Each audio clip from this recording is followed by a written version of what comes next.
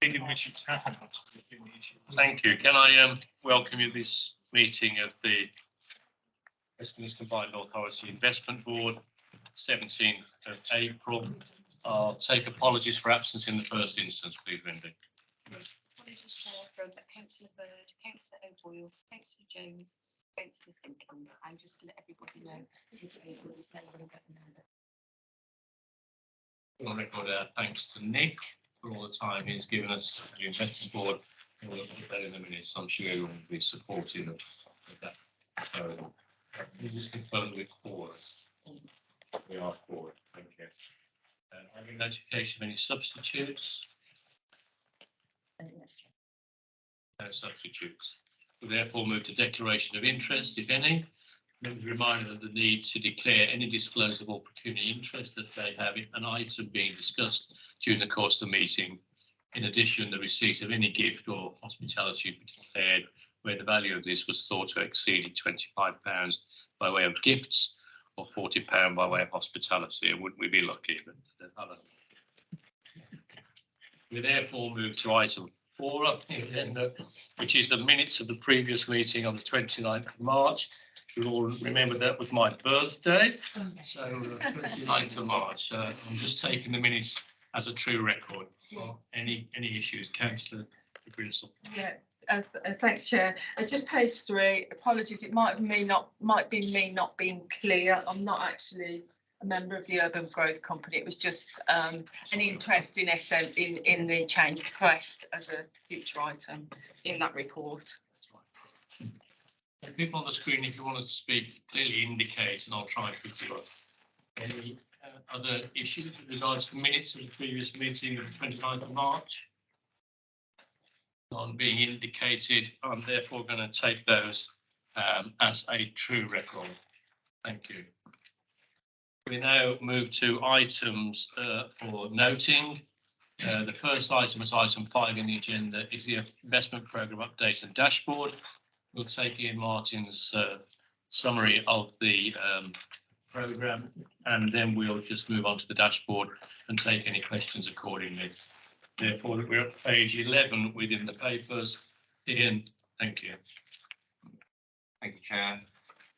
Yes, so funding commitment as at the end of March remained unchanged, 853.7 million versus funding available from confirmed income streams, 871. The remainder of the limit being utilised by earmark contributions approved by WMCA board. Costs incurred, or the drawings, are still recording the latest update to end of the calendar year as 502.8, 502.8 million pounds. No change. Since the last update, WMCA officers have approved the following under the delegation. One item, which is the UK Central Roundabout over the Trace. This is related to the HS2 station, the works KC. The completion date has been moved to December 2025. Although the project's virtually physically complete, sums are payable to the contractor that are retained through the defect period. So that change is to accommodate that. Summary of the report. Are there any questions on the report itself before we just move to the dashboard? No, no indications, none on the screen. We'll therefore move to the dashboard, Ian, which are in the papers. Thank you, Chair. Within the dashboard, you'll see, as usual, there's no change. We have 82 projects recorded as having approved funding. There are various subject projects, but we haven't split any of those out for some time now. So 82 projects where we have business cases. 16 of the projects reach completion, and evaluation of that will commence during this year. We have 12 projects that share red status. This is on completion date only. This hasn't got any financial implications.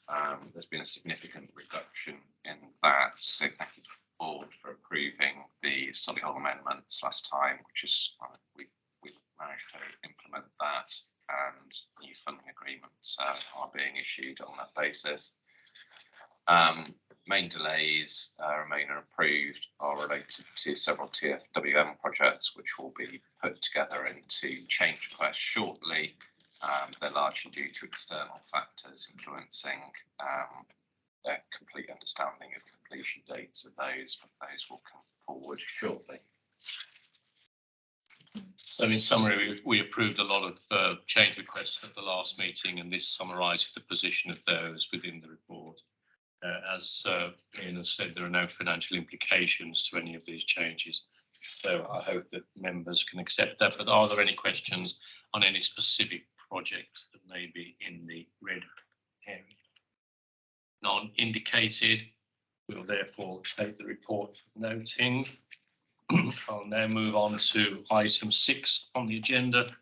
As you're all aware, we are moving into a period where we require delegation for the board to continue its business, and this report details the delegation and the extent, but I'll ask Ian just to explain it to us, please.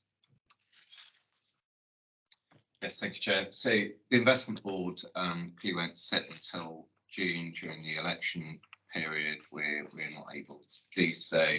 However, during that period, from now until the next meeting, there may be a need for WMCA to make investment decisions that are time critical or commercial in nature, where the commerciality dictates that we need to make a quick decision.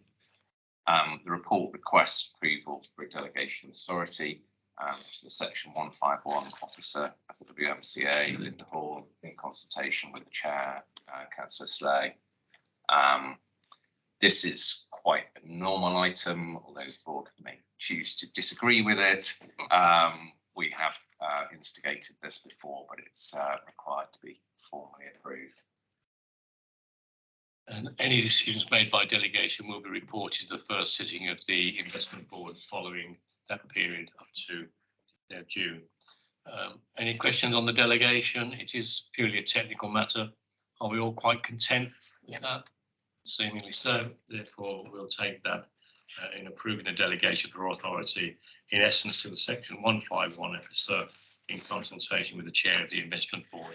At this time remains to be me. Thank you. I'll therefore now move on to the public elements of the fund dashboards. We have 3: collective investment fund, brownfield land and property development fund, and the revolving investment fund. I'll ask Nick Oakley to give us any detail within the public section.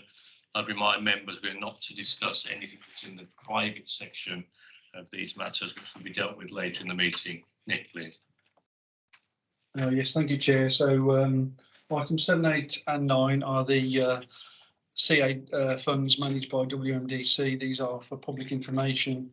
I will provide a full update under the private session unless there are any questions. Any questions on the public elements of the dashboards? None indicated in the room, none indicated on the screen. Therefore, note those accordingly. I now move to the point in the agenda where I have to exclude the press and the public. But in accordance with Section 184 of the Local Government Act 1972, the press and the public be excluded from the meeting due to the consideration of the following items of business, as they involve the likely disclosure of exempt information relating to the business affairs of any particular person, including the authority holding that information. On that basis, we'll close down the public viewing.